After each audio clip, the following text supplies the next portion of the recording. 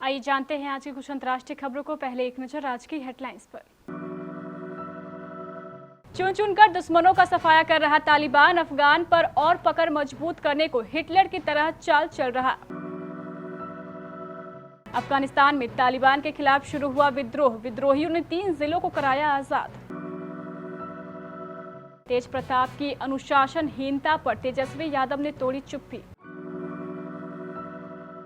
विपक्षी नेताओं से बोली सोनिया गांधी, साथ मिलकर बढ़ने के अलावा कोई विकल्प नहीं।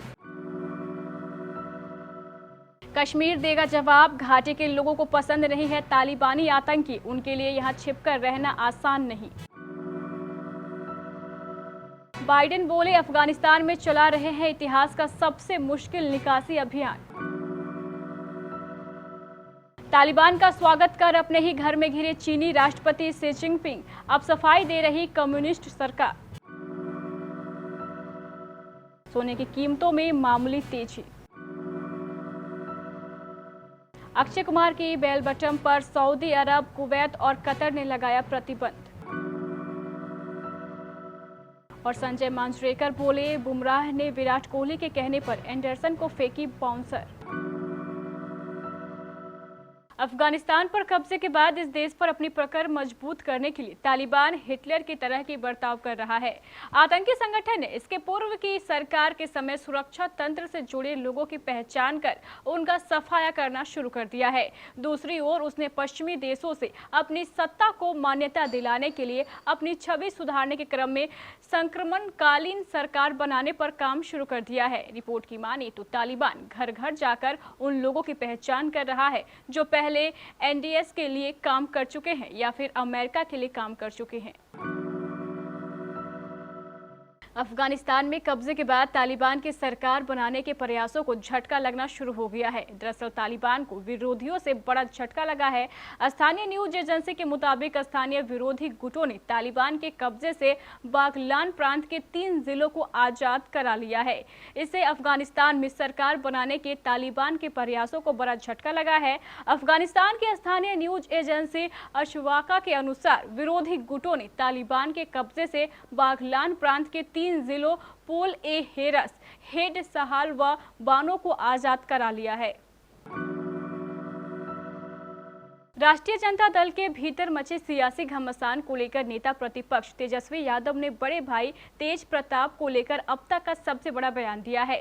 दिल्ली रवाना होने से पहले पटना में पत्रकारों से बातचीत में तेजस्वी यादव ने कहा कि सबको अनुशासन में रहना चाहिए। वहीं तेजस्वी यादव ने जातीय जनगणना को लेकर पीएम मोदी से मिलने की भी बात कही है। पत्रकारों से बात करते हुए तेजस्वी ने तेज प्रताप से मुलाकात को लेकर कहा कि उस समय सोनिया गांधी के साथ वर्चुअल मीटिंग शुरू हो गई थी, जिसके कारण उनसे ज्यादा बातचीत नहीं हो पाई है।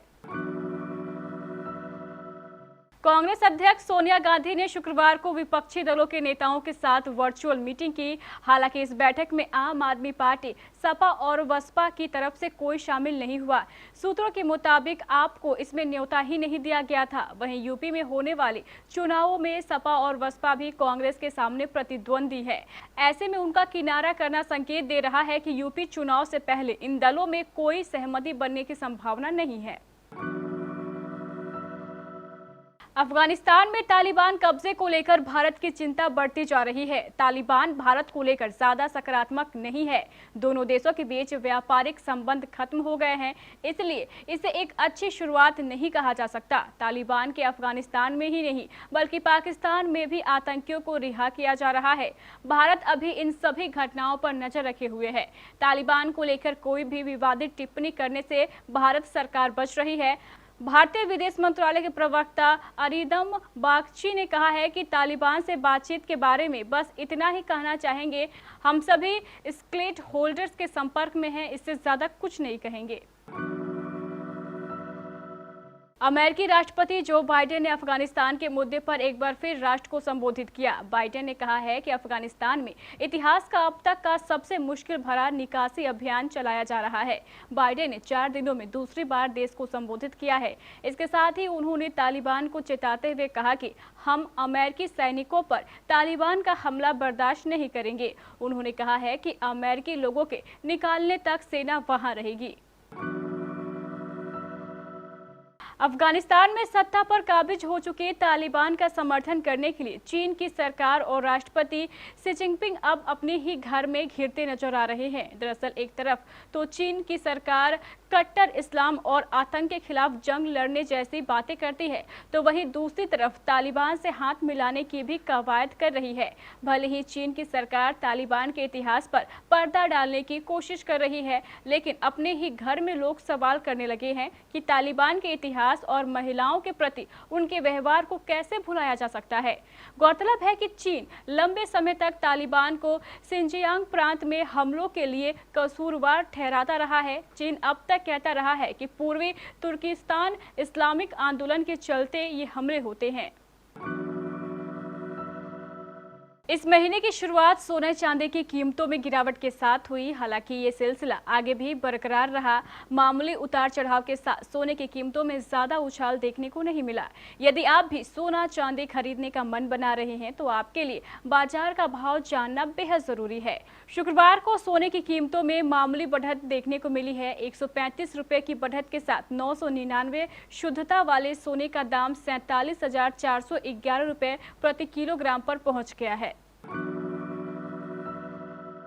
बॉलीवुड अभिनेता अक्षय कुमार की नई फिल्म बेलबटम की रिलीज के बाद सोशल मीडिया पर इसे लेकर अलग अलग प्रतिक्रियाएं आ रही है।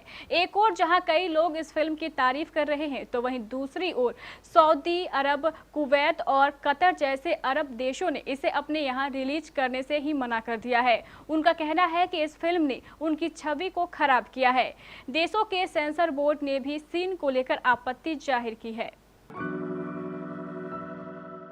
भारत के पूर्व बल्लेबाज और कमेंटेटर संजय मांजरेकर को लगता है कि लॉर्ड्स टेस्ट में जसप्रीत बुमराह द्वारा जेम्स एंडरसन को शॉर्ट बॉल अटैक भारतीय कप्तान विराट कोहली का प्लान होगा, ताकि वे इंग्लैंड के गेंदबाज को थोड़ा सहमा सके और घायल कर सके।